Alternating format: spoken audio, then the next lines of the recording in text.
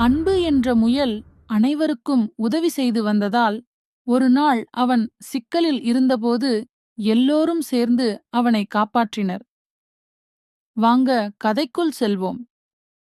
அன்பு என்ற ஒரு நல்ல முயல் இருந்தான். மிகவும் நல்ல மனம் கொண்டவன். எப்போதும் பிறருக்கு உதவி செய்வதில் மகிழ்ச்சியடைகிறான். ஒருநாள் சூரியன் ஒளிர அன்பு தனது சிறிய குடிலிலிருந்து வெளியே வந்தான். இன்று யாருக்காவது உதவ முடியுமா என்று அவன் எண்ணினான். அன்று அருகே ஒரு குட்டி அணில் நதிக்கரையில் தாகத்துடன் இருந்தது.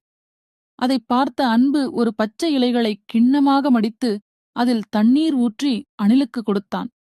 அணில் மகிழ்ச்சியுடன் சொன்னது, "நீ ஒரு நல்ல நண்பன்." அங்கிருந்து சென்றான். அன்பு. அடுத்து ஒரு பாம்பு தனது வால் பகுதியில் முட்கள் குத்திக் கொண்டிருந்தது. அதை பார்த்தவுடன் பாம்பின் அருகே சென்று மெதுவாக முட்களை எடுத்து விட்டான்.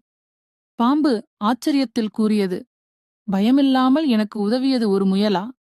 "ஆமாம்" என்று சொன்னான். அன்பு உடனே அங்கிருந்து சென்றான்.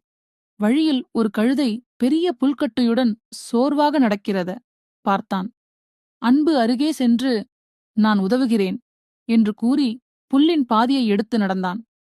கழுதை கண்ணீர் மல்க சொன்னது, "எவனாவது இப்படியா உதவுவான்?" அன்பு சொன்னான், "நான் உதவி செய்வேன்" என்று. மாலையாகிவிட்டது. வீடு திரும்பிக் கொண்டிருந்த அன்பு காட்டில் ஒரு புலியை சந்தித்தான். புலி கர்ஜித்து கூறியது, "நீதான் என் இரவு உணவா?" பயந்து ஓடிய அன்புவை புலி தொடர்ந்தது. அன்பு மரங்களைத் தாண்டி ஓடினான். ஆனால் திடீரென ஒரு பெரிய குழிக்குள் விழுந்து விட்டான்.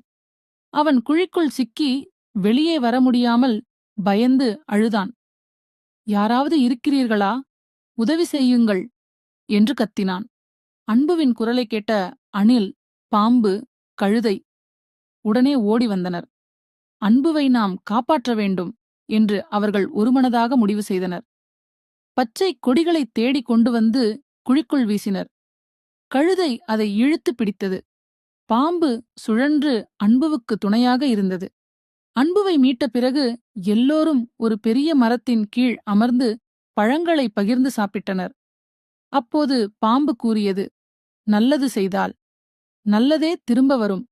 அன்பு சிரித்தான், "நானே அனுபவித்தேன் அதை." கதையின் பலன்: நல்லது செய்தால் நல்லதே வந்து சேரும்.